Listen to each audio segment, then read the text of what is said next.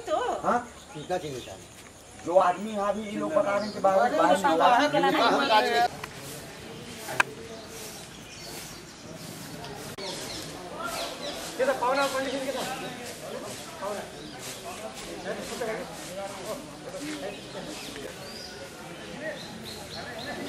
यो कुराहरुलाई त अब के रे दादागिरी भन्ने भने हतियार बोकेर पनि आएको छैन हैन।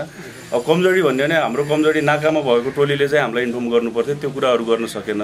हामीले नेपाल प्रहरी कम्युनिटी नै सोध्नु पर्छ यहाँ। त्यो कुरालाई त म कसरी भनौं, हाम्रो कमजोरी भएको भए त हामीले त्यो यो म्यानेज गरेर पनि त पठाउँदैनौं नि।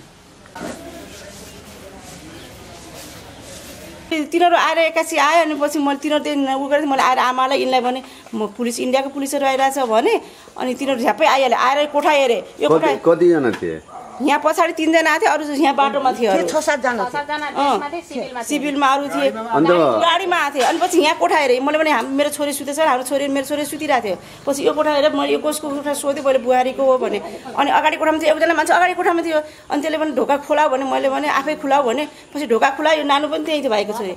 यो बाहिर आइ उले ढोका खुलाएर त्यो मान्छेसँग भेट बस्यो, त्यो मान्छे पनि लग्दैन फेरि पुलिस।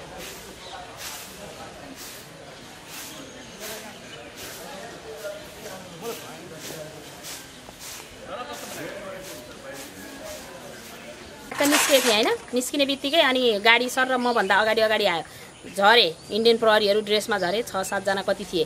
त्यसपछि सिभिलमा पनि थिए। उनीहरु झरेर कसैसँग दायाँ बायाँ हेरेनन्, सिधै एकजना मान्छेले घर देखायो, ल्याएर यो घरको दायाँ बायाँ यताउता घुमेपछि मलाई चाहिँ एकदम आपत्ति लाग्यो हैन। मैले 100 मा फोन हाने, तुरुन्तै फोन हानेर प्रहरीलाई जानकारी दिएँ, तपाईहरुलाई जानकारी छ कि छैन, इन्डियन प्रहरी आएर यहाँ घर घेरेछन्, यसरी आएको छन्, के हो भनेर भनिसकेपछि अनि म एसपी साहबसँग हाम्रो हाकिम साहबसँग कुरा गर्छु भन्नुभयो 100 मा फोन उठाउनेले।